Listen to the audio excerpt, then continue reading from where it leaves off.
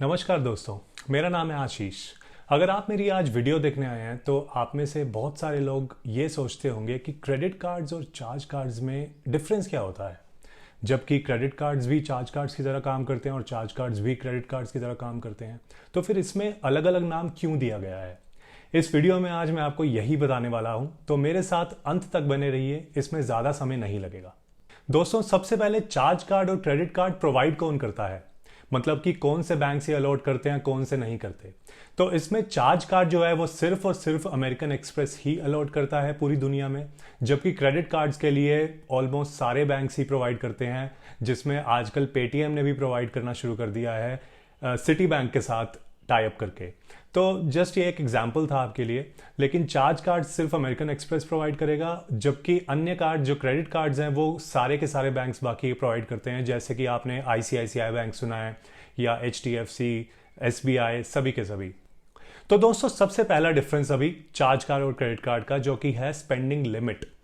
Charge cards में आपको कोई भी लिमिट नहीं मिलती, जबकि क्रेडिट कार्ड में आपको एक असाइंड लिमिट दी जाती है जैसे ही आपको एक क्रेडिट कार्ड इशू किया जाता है। जबकि आपने देखा होगा कि जब भी आपका अगर पहला क्रेडिट कार्ड आपको मिला है तो आपकी उसकी 25,000 क्रेडिट लिमिट होगी या 35,000 क्रेडिट लिमिट होगी या फिर 50,000 क्रेडिट लिमिट होगी। जबकि अमेरिकन एक्सप्रेस जब भी कोई कार्ड इशू करेगा आपको, जो चार्ज कार्ड इशू करेगा आपको, उसमें आपकी क्रेडिट लिमिट कुछ भी नहीं होगी। There is no credit limit in that. जो उसका दूसरा मेजर डिफरेंस है वो ये आता है कि आपको क्रेडिट कार्ड में जो है एक मिनिमम पेमेंट करनी होती है जैसे ही उसकी एक स्टेटमेंट जनरेट होती है। आपका जैसे ही बिल बन के आता है, स्टेटमेंट आपके घर पे आती है या फिर आपकी ईमेल आईडी पे आती है, तो उसको आपको एक मिनिमम पेमेंट करने को कहता है बैंक। उसको कहते हैं हम ये मिनिमम मंथली पेमेंट, जो आपको क्रेडिट कार्ड में लग के आती है। जबकि आप अगर अमेरिकन एक्सप्रेस का कोई भी चार्ज कार्ड खरीदेंगे, उसमें आपकी मिनिमम पेमेंट कुछ नहीं होती, उसकी पूरी पेमेंट ही आपको करनी होती है जो भी आपकी स्टेटमेंट में बन के आती है। इसका मतलब क्या हुआ कि चार्ज कार्ड आप तभी लीजिए जब आपको पता हो कि आप इसकी पूरी पेमेंट हर महीने बिल बनने पे या फिर स्टेटमेंट जनरेट होने पे आप कर पाएंगे। दोस्तों, इसका तीसरा मेजर डिफरेंस है इसकी एनुअल फीस। आपने देखा होगा कि कुछ क्रेडिट कार्ड्स आपको जीरो एनुअल फीस के साथ भी आते हैं, मतलब उनको कहा जाता है लाइफ टाइम फ्री कार्ड्स। या फिर कई बार यह होता है कि आपको उसकी ज्वाइनिंग फीस जीरो होती है और एनुअल फीस होती है, जबकि चार्ज कार्ड्स में ऐसा नहीं है। चार्ज कार्ड्स की नॉर्मली आपकी एनुअल फीस बहुत ज्यादा होती है। अगर आप लगा लीजिए एक आईसीआईसीआई बैंक का कार्ड, आपने देखा होगा कि आईसीआईसीआई बैंक स्टार्ट करता है 0 से लेके 500 भी होती है, 2500 भी होती है, 3000 भी है। जबकि अमेरिकन एक्सप्रेस का चार्ज कार्ड जो है वो सीधा 4,500 रुपए से शुरू होता है उसकी एनुअल फीस, जिसका मतलब है 4,500 रुपए प्लस जीएसटी 18%, ये मिला के हो जाता है 5,310 रुपए। जी हाँ, इसकी आपको ये पूरी एनुअल फीस देनी होती है ये चार्ज कार्ड को सिर्फ रखने के लिए। जबकि अमेरिकन एक्सप्रेस दूसरा कार्ड भी एक इशू करता है चार्ज कार्ड के उससे, वो है प्लैटिनम चार्ज कार्ड, जिसकी मैं अभी इससे पहले बात कर रहा था, वो है gold charge card. Gold charge card में आपको 5,310 रुपए इंक्लूडिंग जीएसटी देना होता है, जबकि प्लैटिनम चार्ज कार्ड में आपको 60,000 रुपए प्लस जीएसटी देना होता है। ये मैं मानता हूं बहुत ज्यादा है, लेकिन प्लैटिनम कार्ड होल्डर्स भी इंडिया में बहुत सारे हैं।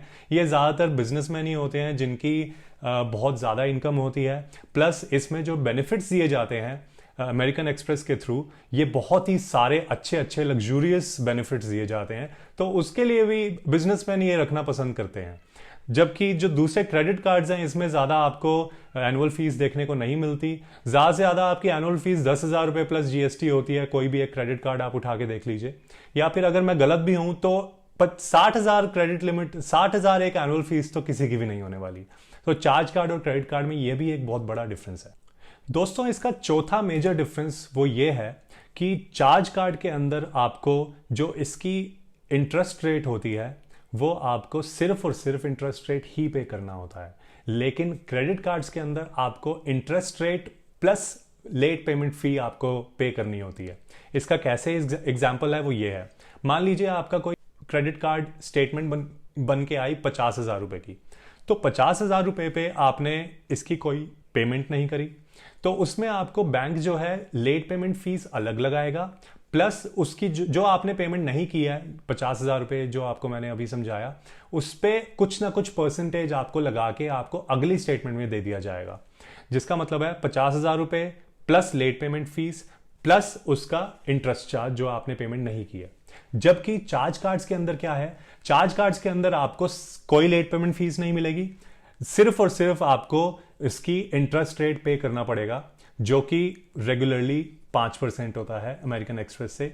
ये वीडियो बनाने से पहले मैंने अमेरिकन एक्सप्रेस पे बात की थी कि इसका चार्ज कार्ड का इसका इंटरेस्ट रेट कितना होता है, क्योंकि मैं खुद एक चार्ज कार्ड होल्डर हूं, मेरे पास गोल्ड चार्ज कार्ड है, तो उसके अंदर इंटरेस्ट रेट उन्होंने मेरे को 5% बताया। दोस्तों, चार्ज कार्ड और क्रेडिट कार्ड्स का जो अगला डिफरेंस है वो इसका ये है कि चार्ज कार्ड्स या फिर अमेरिकन एक्सप्रेस कार्ड जो इंडिया में सिर्फ अमेरिकन एक्सप्रेस ही इशू करता है चार्ज कार्ड्स, तो ये हर जगह एक्सेप्ट नहीं किए जाते। आप मान लीजिए कभी हेयर कट कराने जाते हैं तो वहां पे उनके पास वीज़ा या मास्टर कार्ड की ही मशीन होगी, लेकिन अमेरिकन एक्सप्रेस कार्ड की कई जगह मशीन्स नहीं मिलती हैं। तो इसमें थोड़ा सा ये हमें एक चैलेंज मिलता है चार्ज कार्ड्स को यूज़ करने का, लेकिन उसमें भी हमारे पास आजकल एक ऑल्टरनेटिव है कि अगर आप अमेरिकन एक्सप्रेस से अपने पेटीएम में अब अगर आप वॉलेट में रिचार्ज करके रखते हैं तो पेटीएम तो आजकल हर जगह ही एक्सेप्ट होता है, तो ये भी एक ऑल्टरनेटिव है। दोस्तों, इसका जो आखिरी डिफरेंस है वो ये है कि चार्ज कार्ड्स नॉर्मली ये लोअर क्रेडिट स्कोर्स वालों को नहीं इशू किए जाते। अब ये क्रेडिट स्कोर क्या होता है, जो इंडिया में माना जाता है वो सिबिल स्कोर माना जाता है।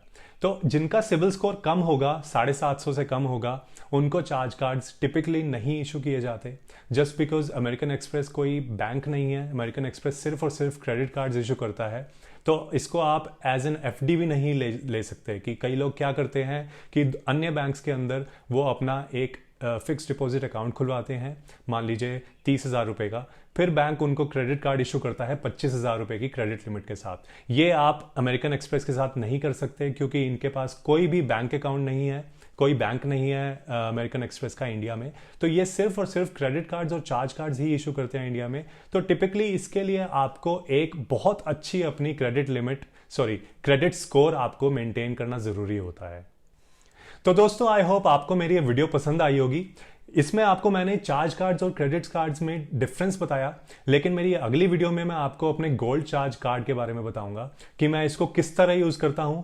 4,500 रुपए की फीस देने के बाद भी मैं इसमें से फायदा कैसे उठाता हूं इस कार्ड का, ये मैं अपनी अगली आने वाली वीडियोस में बताने वाला हूं। तो मेरे साथ आप बने रहिए, मेरे चैनल को आप सब्सक्राइब कर लीजिए और एक बेल आइकन को भी दबा दीजिएगा, क्योंकि मैं अब आने वाले टाइम में सारे के सारे क्रेडिट कार्ड्स को कवर करता रहूंगा। मैं खुद ही 12 क्रेडिट कार्ड्स होल्ड करता हूं, तो इतना तो एक्सपीरियंस मुझे खुद ही है कि मैं कैसे क्रेडिट कार्ड्स यूज कर रहा हूं और कैसे मैं इनमें बहुत अच्छा अपना लाभ उठाया करता हूं। तो दोस्तों, अगली वीडियो में मिलते हैं। धन्यवाद।